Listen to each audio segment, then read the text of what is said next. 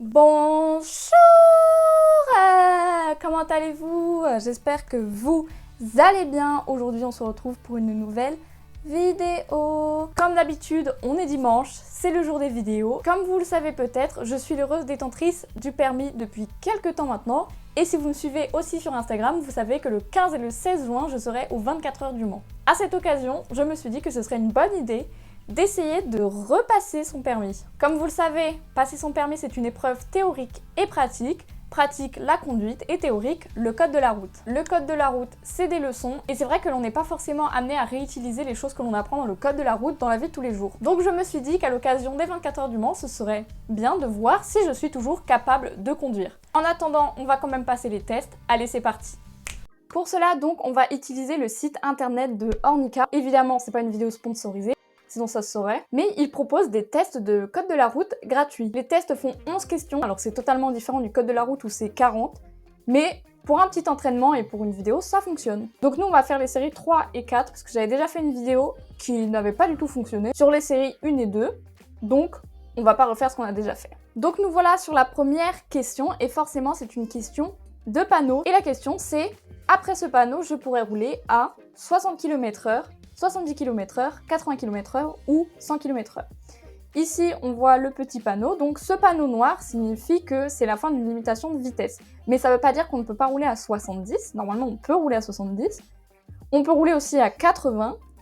Et je pense que vu que c'est une double voie, moi je connais pas trop les vitesses et tout, j'avoue que je regarde les panneaux. Mais je crois que vu que c'est une voie qui va à double sens, on ne peut pas rouler à 100. C'est 90 maximum. Donc je dirais qu'on peut rouler à 70 ou 80.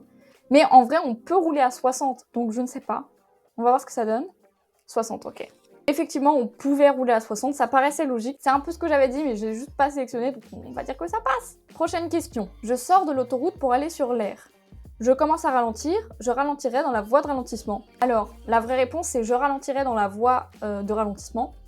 Après, ça dépend parce qu'il y a certaines villes où vraiment la voie de ralentissement, elle fait 1 mètre et en fait, t'as pas le temps de ralentir sur la voie prévue, donc des fois t'es obligé, mais là normalement c'est sur l'autoroute.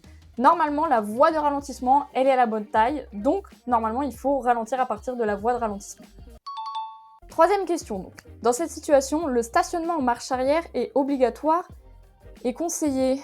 Normalement, on peut se garer dans n'importe quel ordre en épi, que ce soit en face ou en arrière. Après, je n'ai jamais entendu parler de stationnement en marche arrière conseillé, mais en tout cas, je me souviens pas que ce soit obligatoire de se garer d'une manière. Donc, à mon avis, c'est conseillé.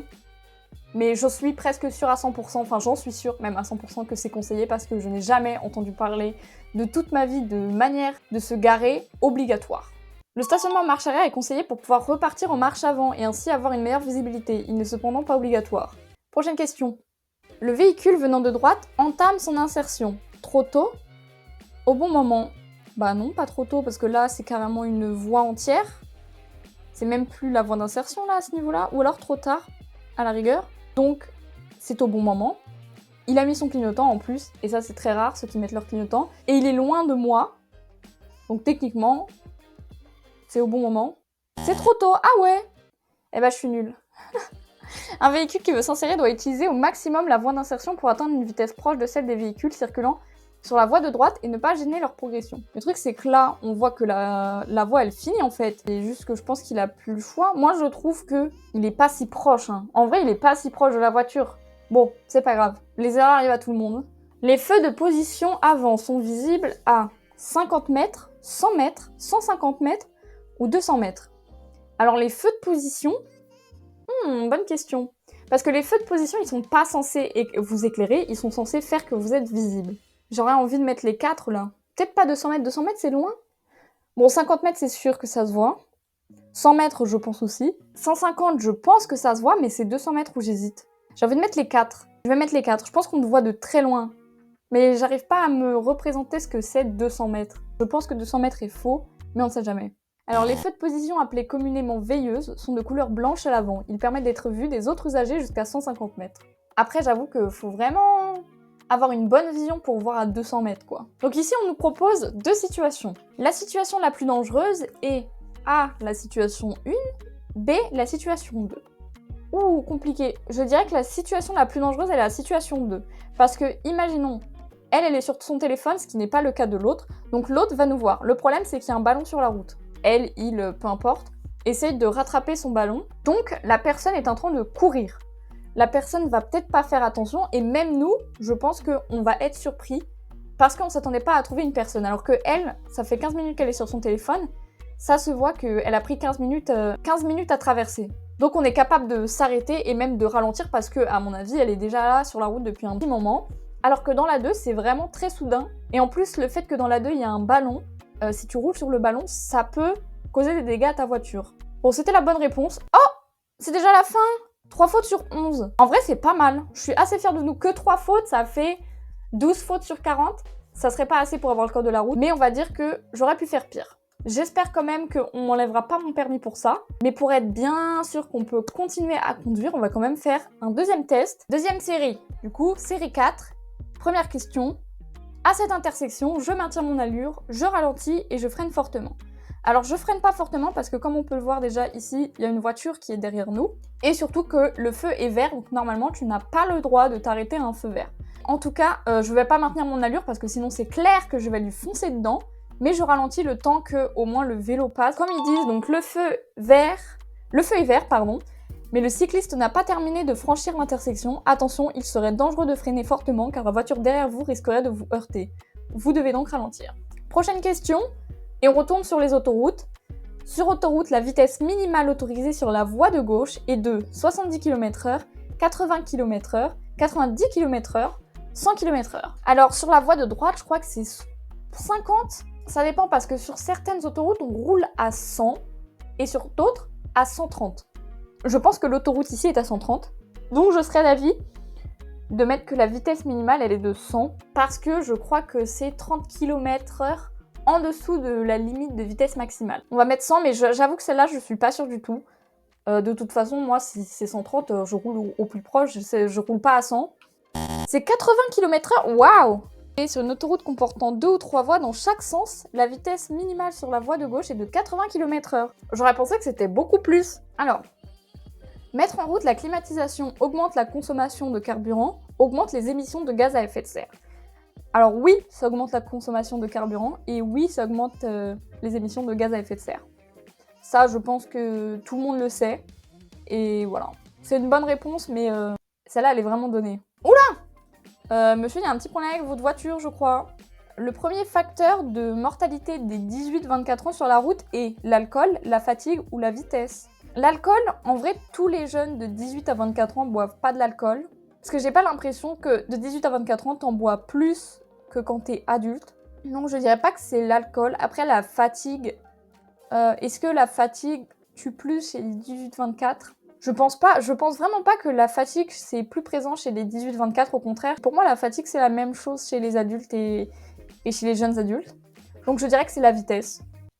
Les derniers bilans d'accidentalité montrent que près de 600 personnes entre 18 et 24 ans sont décédées sur les routes françaises. Les causes, dans l'ordre, sont la vitesse, l'alcool et les stupéfiants. Prochaine question. L'oubli des clignotants pour indiquer un changement de direction peut être sanctionné par une amende. Alors, je pense que oui. Ça paraissait logique. Ça peut mettre, à partir du moment où ça peut mettre en danger les autres utilisateurs, c'est amendable. Tout changement de direction, changement de fil, prise ou sortie de stationnement ou évitement d'obstacles doit obligatoirement être signalé par l'usage des clignotants. Question de dépassement encore. Le marquage au sol m'indique que le dépassement est autorisé et interdit. Donc là, c'est du par cœur, encore une fois. Si vous voulez l'explication, je vous la donne. C'est que tout simplement, on peut regarder au sol.